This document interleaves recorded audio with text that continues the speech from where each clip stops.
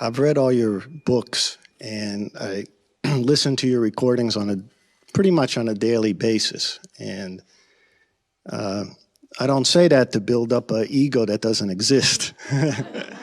It leads into my question. What I find in trying to practice the power of now, trying to be conscious without thought, is a very heavy inner dialogue of all the principles and things that I've read, like, how should I do this? What would ECKHART say? And actually my thought process starts getting more active. And I think I'm losing the presence by that thought process. And then I think of your latest book with the cartoons, which I love, which I think there's one with a little bird in the tree. He's talking to the dog, and he's very upset. And the dog says, "What's wrong?" And the bird says, "Well, you know, I'm thinking about yesterday and this and that, and I'm worried about what's going to happen in a week, 2 weeks, about the future. What do I do? What do I do?" And the dog just looks at him and says, "Stop thinking." So how do I, you know, it seems you try to stop thinking, but and you read all this and you try to practice it, but yet in any given situation, I find that in order to get closer to practicing it or even practice it, it's causing a lot of thoughts to happen. So is that different kind of thoughts, or those thoughts that I should break that kind of habit, and if so, how? Okay, thank you, thank you.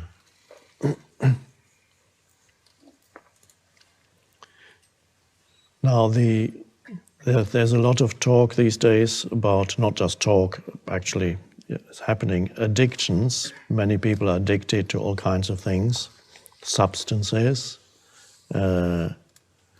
But one of the greatest addictions, or rather the greatest addiction,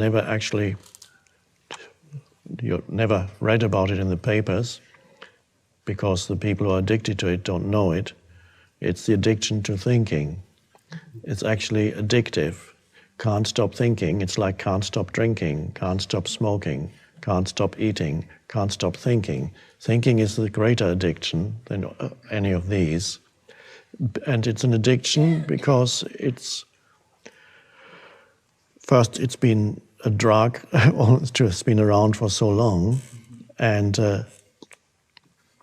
it's a pseudo sense of self. So it's a great reluctance on the part of most people to let go of thinking, which is equated with the state of sleep, to let go of thinking. There isn't that much to understand in this teaching. There's a little bit to understand about how the ego works, but even that is just mainly a self-observation. The main thing about it is presence. Presence.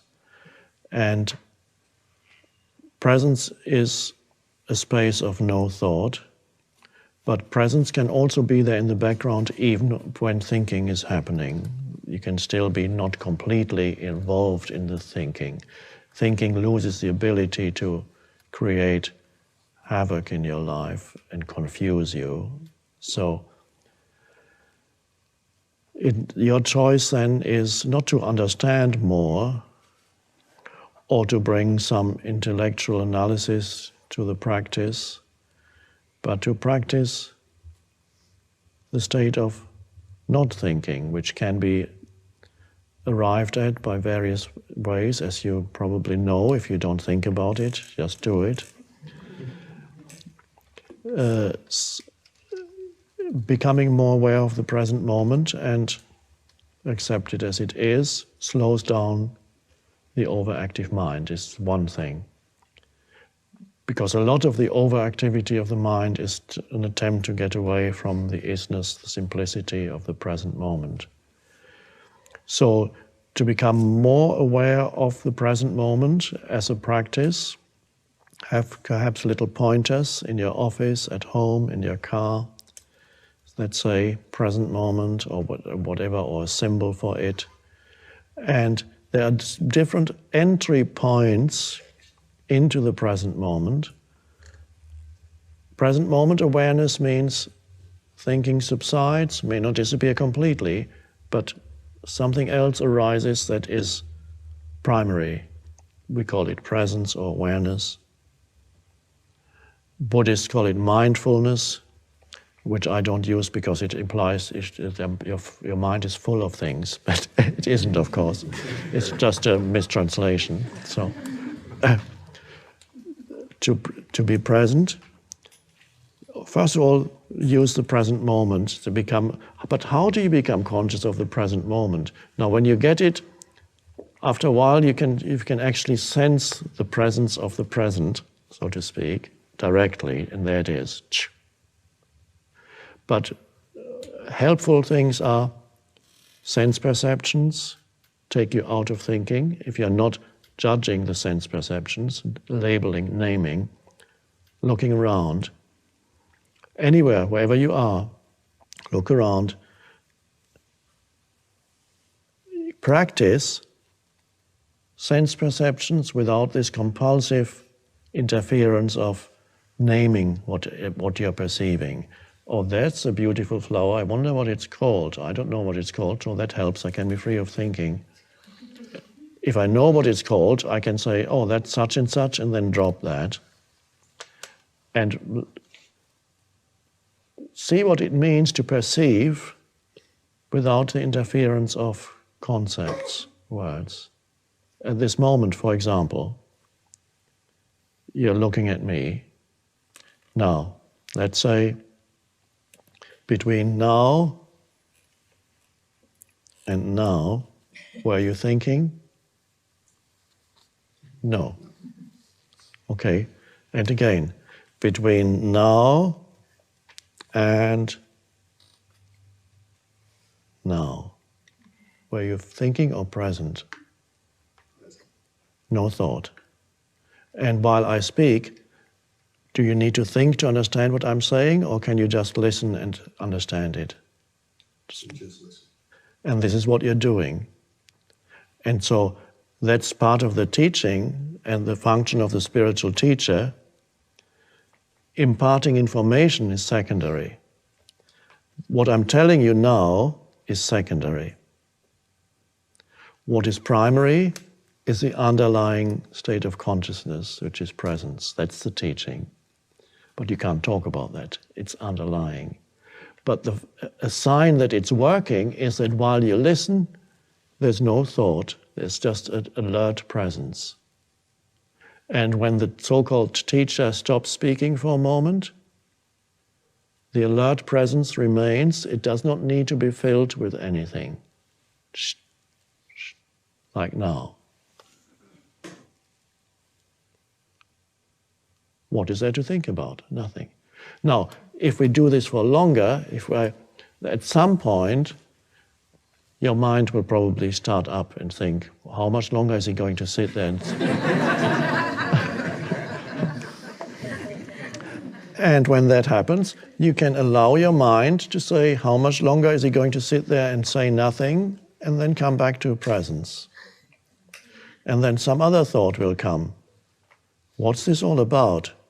And then you can allow that thought to arise and then be present again. Which means you're not really, your priority is no longer to follow the thought where it wants to take you, because the thought has a magnetic pull. It wants more of your consciousness, but it wants to grow, because it's a little entity. It wants to grow, so it wants your attention. And in subtle ways, it tries to get your attention. It says, it might even use a bodily feeling. It says, gosh, I'm hungry suddenly. Why didn't I need to eat something? And then you think of what restaurant am I going to afterwards? And so the presence is gone, you are gone, you are looking for a restaurant in your mind. Which means the thought used as some bodily thing to make thoughts out of it, completely pointless, because you can't find a restaurant because you're standing here. But it can use all kinds of things to manufacture more, to get your attention. And if you're not careful, if you don't know the mechanism, it's not so much an intellectual understanding, but a simple realization that this is what the mind does. It tries to pull you in. It's fine, that's what it does.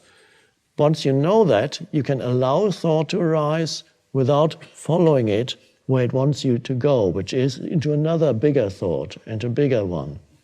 So then you become like my dog when it finds a scent And then suddenly, even when the dog is off leash, usually she's fine, she just runs around you, but suddenly she picks up a scent and then she goes off completely unaware of surroundings or anything. She just follows it. And she could get lost. She goes off to the horizon sometimes, just disappears.